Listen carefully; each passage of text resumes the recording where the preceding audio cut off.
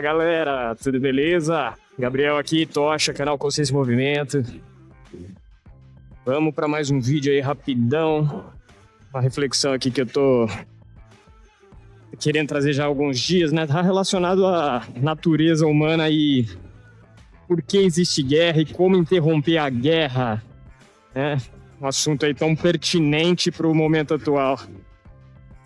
Então, só aquela coisa, né? Inscreve aí no canal, ativa o sininho para receber as novidades e vamos que vamos. Esses dias eu tava na estrada, né? E aí eu fui ultrapassar um caminhão. O caminhão tava a 100 por hora. E minha moto na subida não dá mais que 100 por hora. Então eu fiquei meio que tentando ultrapassar ali e segurando um pouco o carro que tava vindo atrás, em alta velocidade, né? Ele queria passar por cima. E isso demorou, uns 10 segundos para eu conseguir conseguir ultrapassar esse caminhão. E então, quando eu fui para a faixa da direita, o carro me ultrapassou. O carro que estava atrás de mim. E aí atrás, no banco de trás, tinha uma menina. Essa menina ficou olhando para mim assim, e ela mostrou a língua assim. Né? E nesse momento me veio o clique, assim, né? Eu entendi que essa atitude dela, muito provavelmente, foi motivada porque os pais dela ali, que estavam na condução do veículo, direcionaram o olhar dela para um aspecto negativo, né? Deve ter falado assim, esse cara, esse chifrudo, esse devagar, essa lesa, essa tartaruga. Né? Então criou-se um aspecto negativo, que a criança nem estava ligada, nem estava prestando atenção. Ela podia estar ali, sei lá, vendo os passarinhos, olhando as nuvens, tentando achar forma nas nuvens. Mas aí ela foi direcionada para essa agressão, né, de mostrar a língua. Meu entendimento, tá? Entendi que foi mais ou menos isso que aconteceu. E aí eu fiquei refletindo sobre o fenômeno, né, da projeção, novamente, né, a projeção dos pais e como isso altera o pensamento da criança, a forma como ela vai enxergar e encarar o mundo, né? E passei a pensar e elaborar a respeito da guerra e da manutenção da guerra na humanidade, no tecido social da humanidade, né? Que se a gente olha, por exemplo, as guerras lá no Oriente Médio, elas estão acontecendo hoje, mas elas estão acontecendo há mais de 2000 anos lá, né? Os povos contra povos, né? E é claro que existe muita dor ali, ancestral, né?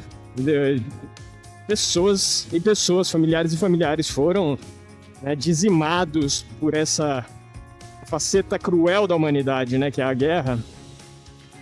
Mas eu resolvi interpretar como a gente pode interromper esse ciclo destrutivo, né?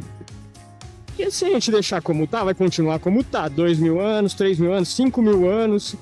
As guerras mais antigas que a gente tem, assim, ciência, são as do Mahabharata, né? 5.000 anos atrás, dos épicos clássicos hindus. Né? Então a guerra sempre existiu. 2001, Odisseia no Espaço, né? Uma primeira guerra civil entre macacos, assim. Isso foi reportado agora recentemente por cientificamente falando, né? Foi reportado que clãs de chimpanzés declararam guerra, né? Os mais novos declararam guerra civil contra os mais velhos. Então, existe toda uma superestrutura de condicionamentos que permitem que a gente adentre nesse tipo de comportamento que é tão prejudicial e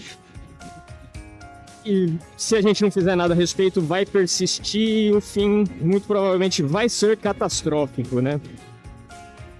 Tá, agora vamos pro lado da criança, né? As crianças, quando elas nascem, elas já nascem odiando. Em raríssimos casos, né, de desvios comportamentais, né, de psicopatia, de sociopatia genética, sim, a criança pode nascer com a dificuldade de ter empatia, né, de gerar conexão e ter sentimentos mais nobres, né? Então, existem, sim, crianças que apresentam um quadro de psicopatia, claro. Mas, em última análise, isso é um comportamento social, herdado, transmitido culturalmente pela sociedade, pela família e pela cultura hegemônica, né? Então, se é culturalmente, se é transmitido, a maior parte desses comportamentos, ele é ensinável. Então, é um comportamento ensinado. E se ele é aprendido, ele pode ser desaprendido também, né?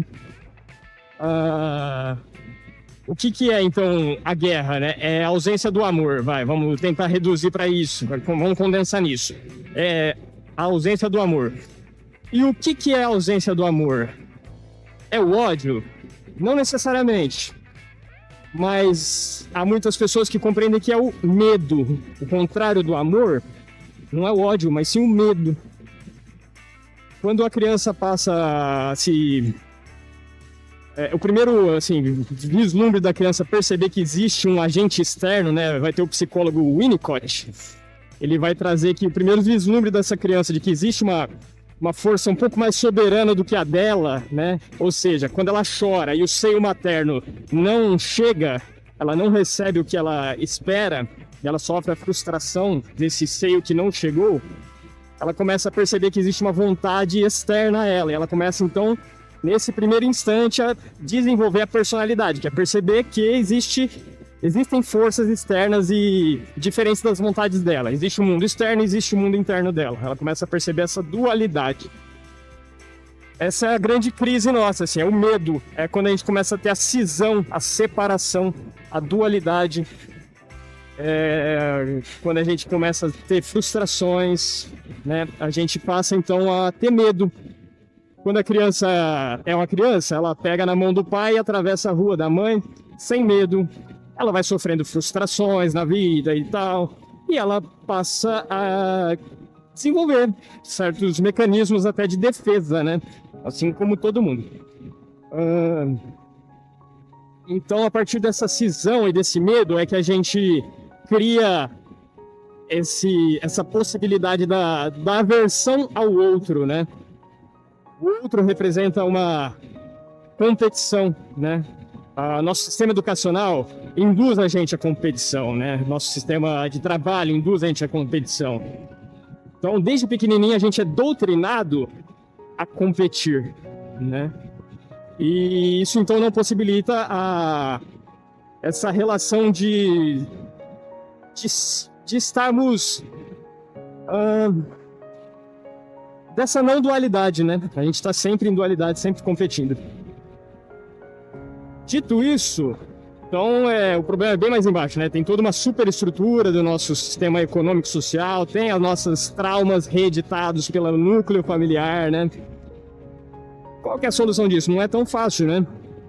Mas, assim, ponto de partida o ideal seria que os próprios pais, mães, família, começassem a tomar consciência, começassem a fazer o seu próprio trabalho, para que as sementinhas fossem plantadas e tivessem, então, um suporte para que essa sementinha frágil, né, essa árvorezinha nova, o filho ali que está chegando, crescendo, ela tivesse o suporte necessário. Porque cada vez mais o solo está árido, né?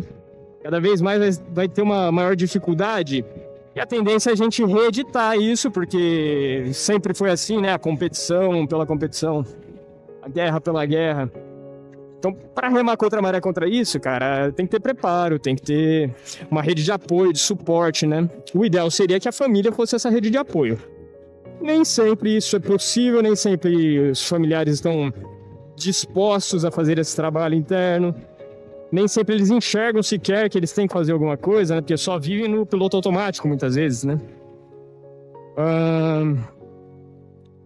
Então, o sistema não vai mudar. Tá, beleza, por enquanto, né? Até que os indivíduos façam a efetiva transformação e a partir do indivíduo a sociedade se modificar, eu não vejo uma grande alteração no sistema socioeconômico que vai inibir essa competição e essa guerra, né? Tão enraizada.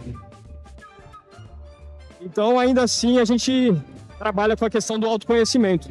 É imperativo que, né, escolas, pais, famílias trabalhassem o autoconhecimento com seus filhos, para que eles não ficassem reféns dos condicionamentos que a sociedade impõe, pudessem pensar para além da caixinha e estabelecer novas formas de existir no mundo, né? De transformação social, que é o que a gente deseja, né? transformação social no nível coletivo. Enquanto isso não é possível, trabalhamos no individual. Parece utopia, né? A guerra vai cessar por conta de uma mudança individual. Cara, é o único lugar que a gente tem para atuar por enquanto. É no campo da individualidade, porque, novamente, a gente traz aquele aspecto do consciente coletivo, enfim, de que tudo está interconectado e só assim é que a gente efetivamente transforma a sociedade a partir da transformação interior do autoconhecimento. Então, só para concluir, né?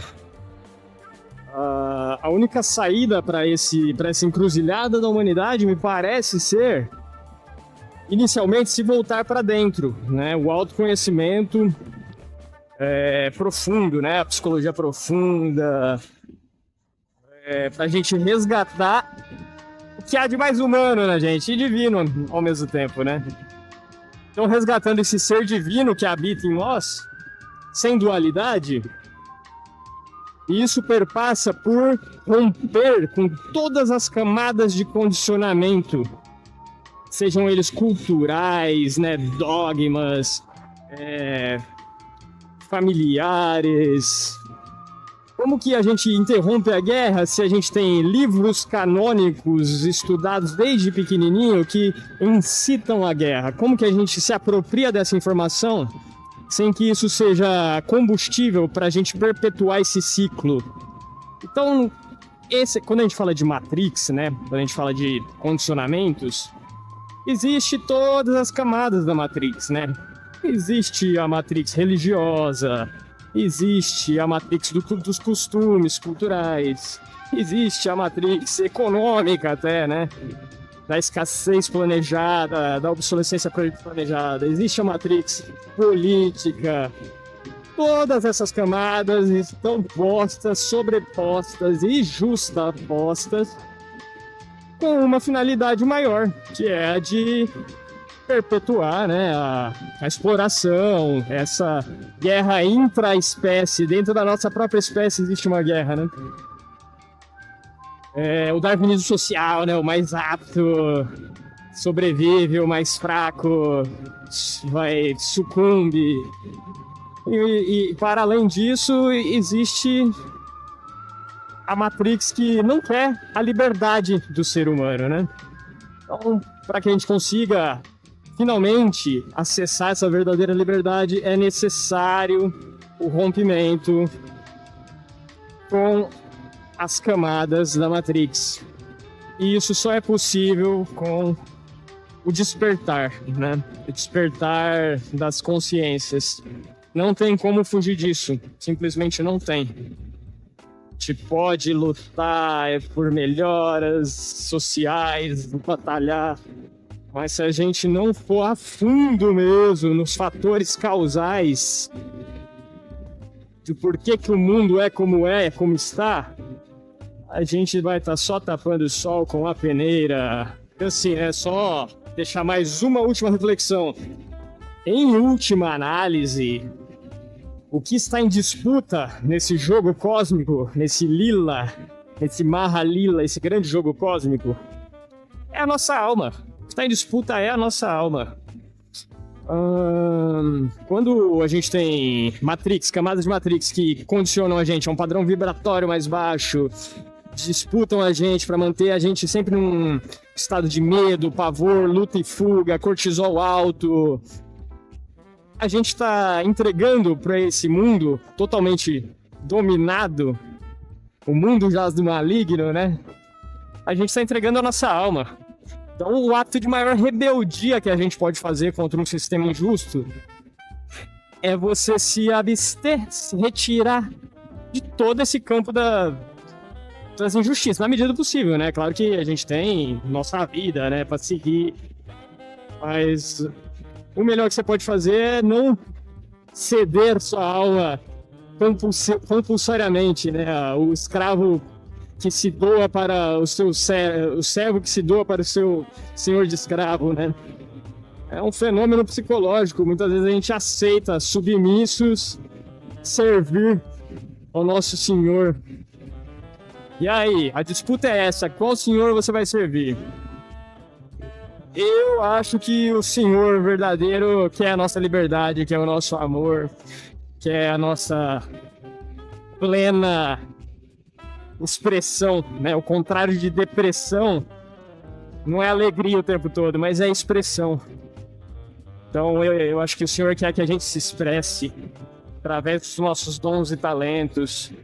E a outra Matrix, a Matrix da dominação, do medo, da guerra, ela quer cada vez mais a gente escravos, servindo, né, ao seu propósito aí, macabro, mesquinho, maligno, egoísta, enfim. Tudo aquilo que a gente sabe, quem tá desperto sabe, quem não tá dormindo ainda acorda, porque não tem outra forma de a gente se libertar. Desperta. Tá aqui mais uma vez. O que cabe aos pais, aos cuidadores, aos tutores, né, de crianças, para que a gente tenha uma sociedade comprometida com a paz, né? Efetivamente, eu vou acelerar aqui para atropelar o homem porque eu sou um frustrado? Não, cara, não vou, tá ligado? Então, perpassa por a gente estar consciente. Antes de mais nada, é a consciência, né? Os tutores devem tomar cuidado. Olha o macaquinho, meu Deus. Puta merda, foi. Caralho, velho. Ai, que droga, cara. Foda, mano, foda. Todo dia, cara, todo dia eu vejo isso, mano.